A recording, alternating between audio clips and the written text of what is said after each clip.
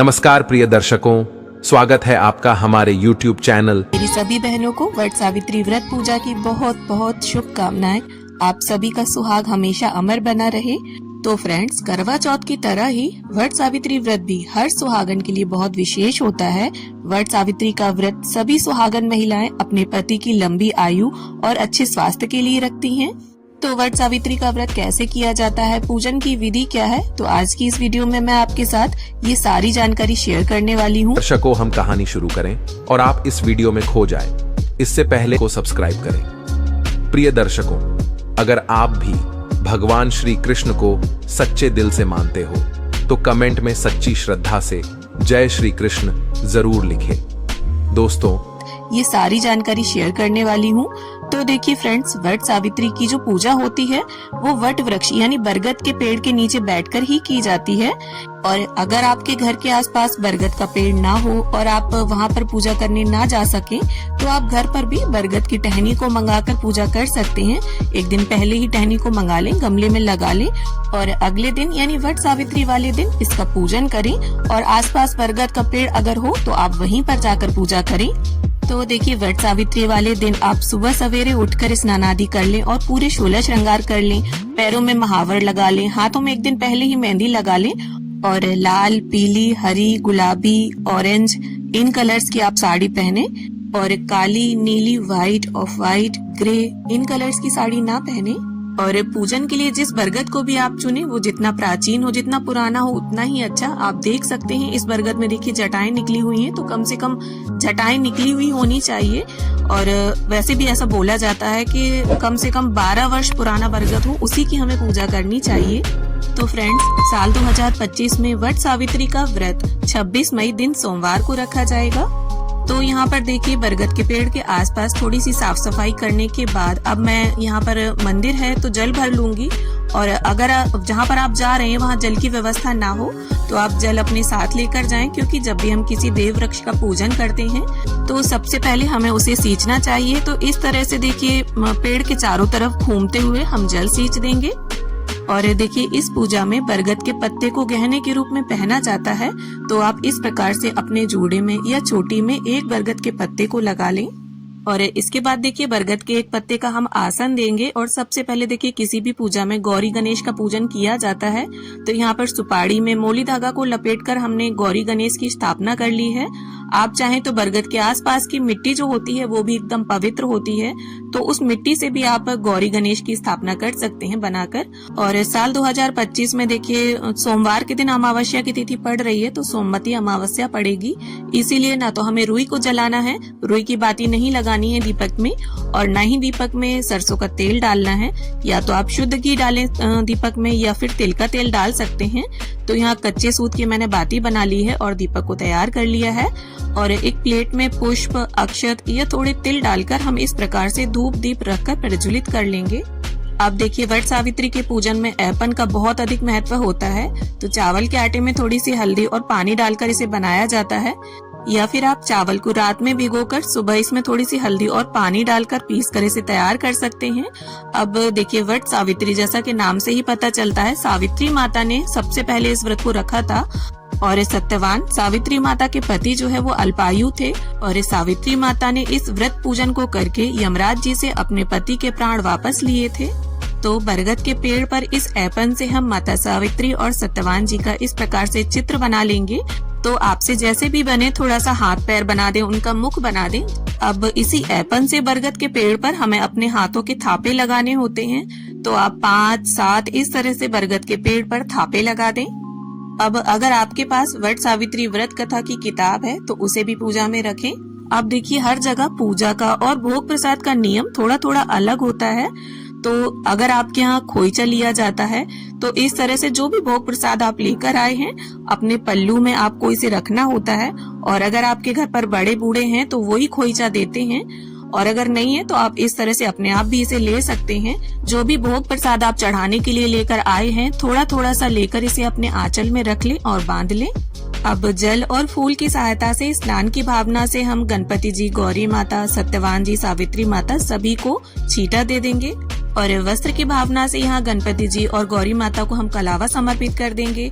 और सत्यवान जी और सावित्री माता को कोई भी आप लाल पीला नया वस्त्र अर्पित कर सकते हैं या फिर आप चुनरी भी अर्पित कर सकते हैं। तो सत्यवान जी और सावित्री माता हमने एपन से बनाई है, आटा है, तो आप देख सकते हैं वस्त्र जो है कितनी आसानी से चिपक जा रहा है। अब इसके बाद हम सभी को सिंदूर से टीका करेंगे। गणपति जी, गौरी माता को, सत्यवान जी और सावित्री माता को सभी को हम टीका करेंगे। और जो थापे हमने लगाए हैं बरगद के पेड़ पर, उन पर भी हमें टीका लगाना है। तो इस तरह से देखिए सभी पर हम सिंदूर का टीका लगा लेंगे। अब देखिए इस पूजा में बांस के बने पंखों का बहुत ज्यादा महत्व है। तो यहाँ पर हम 2 पंखे रख लेंगे, एक दान के लिए और एक से पति को हवा करेंगे। तो इन पर भी हमें एपन से 5 या 7 बार टीका करना है। और देखिए ऐसी मान्यता है कि जब सत्यवान जी मूर्छित हो रहे थे तब सावित्री माता ने बांस के पत्तों से ही उन्हें हवा की थी।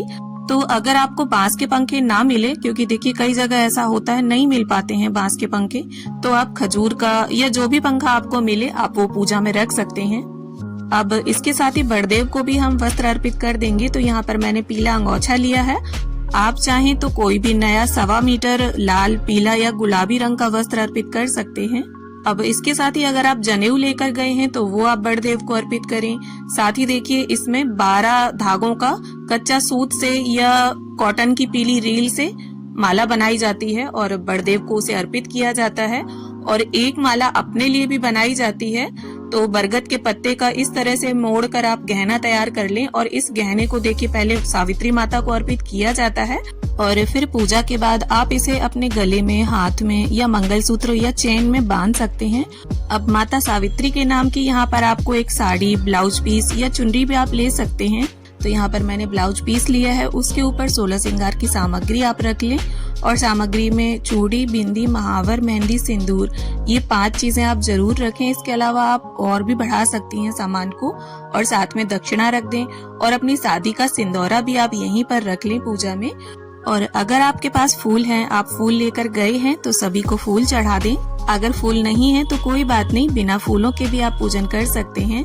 और भोग प्रसाद में आप जो भी लेकर गए हैं, जो भी आपके यहाँ चढ़ता है, पूड़ी, पुआ, गुलगुला या बरगदे, वो आप सभी को समर्पित करें।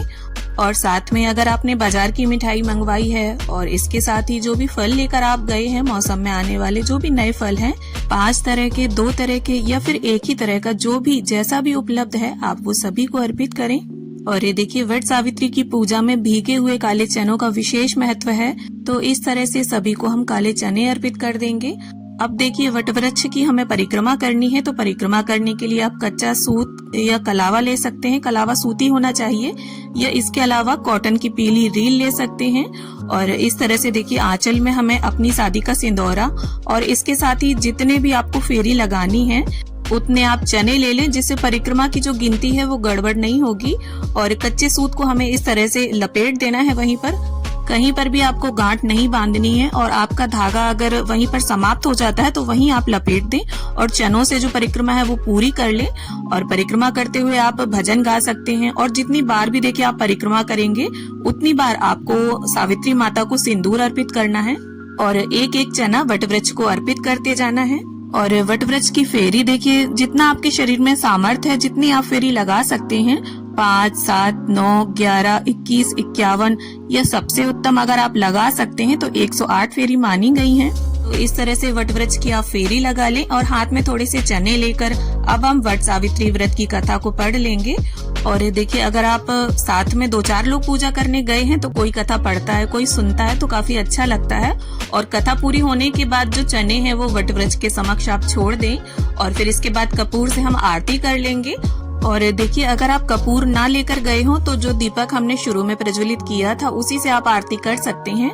और आपको ध्यान रखना है सोमवती अमावस्या है तो रुई नहीं जलानी है, रुई की बाती नहीं लगानी है दीपक में, और न ही पूजा में सरसों का तेल यूज करना है। तो इस तरह से पूरी पूजा के दौरान, परिक्रमा के दौरान आप सावित्री माता और गौरी माता का ध्यान धरें और अपने पति की लंबी आयु की प्रार्थना करते रहें। अब इसके बाद वट वृक्ष को यहाँ पर हम पंखे से हवा करेंगे और इसी पंखे से फिर हमें अपने पति को भी हवा करनी है। अब इसके साथ देखिए जो भी भोग सामग्री या वस्त्र आपने जो भी अर्पित किए हैं, श्रृंगार की सामग्री जो भी आपने दान के विचार से रखा है यहाँ पर, उसे दक्षिणा के साथ मिलाकर आप किसी भी सुहागन ब्राह्मणी को दान में दे सकते हैं। या अगर ब्राह्मणी ना मिले तो आप अपनी ननंद को या जेठानी को, जिसके भी आप पैर छूते हैं, उन्हें दान में दे सकते हैं। और श्रृंगार का सामान जो भी आपको अपने लिए चाहिए प्रसाद रूप में, उसे आप डबल करके रखें। अब इसके बाद जल फिराकर पूजा का हम आचमन करेंगे और हाथ जोड़कर प्रार्थना कर लेंगे कि हे सावित्री माता, जिस तरह से आपने अपने पति सत्यवान की प्राणों की रक्षा की, उसी तरह से हम भी अपने पति की प्राणों की रक्षा कर सकें, इतनी कृपा करना माँ। अब इसके बाद वट वृक्ष की सेवा की जाती है और उनसे गले भेंटा जाता है, गले मिला जाता है। अब इसके बाद गौरी माता से और सावित्री माता से हमें सुहाग लेना होता है। तो आप इस तरह से देखिए, नई सिंदूर की डब्बी ले जा सकते हैं, या फिर अगर शादी के सिंदूरे में आपने नया सिंदूर भरा है तो आप उसे पहले माता को समर्पित करें, दोनों माताओं को, और फिर इसके बाद जितनी बार भी आप उन्हें समर्पित करेंगे उतनी बार ही आपको इसे अब वापस से अपनी मांग में भरना होगा। तो इस तरह से सुहाग लेने की विधि जो है वो संपन्न हो जाती है। और इस सुहाग की एक दो चीजें अगर आपने डबल चढ़ाई हैं तो उसे माता का आशीर्वाद समझकर आप रख सकते हैं। और ये देखिए, इस व्रत के जगह के हिसाब से रीति रिवाज के नियम थोड़ा अलग हैं, व्रत के नियम अलग हैं। कहीं कहीं पर देखिए पूजा करने के बाद भोजन ग्रहण कर लिया जाता है और कहीं कहीं पर पूरे दिन व्रत रखा जाता है, पूजा के बाद केवल फलाहार किया जाता है। और व्रत का पारण जब होता है तब 11 चने और बरगद की एक कोपल निगलकर व्रत का पारण किया जाता है। सबसे पहले यही ग्रहण किया जाता है और चनों को और कोपल को पानी की सहायता से निगला जाता है, चबाया नहीं जाता। तो उम्मीद करती हूँ वट सावित्री व्रत पूजा की ये विधि आप सभी को जरूर पसंद आए। वीडियो अगर अच्छी लगे, थोड़ी भी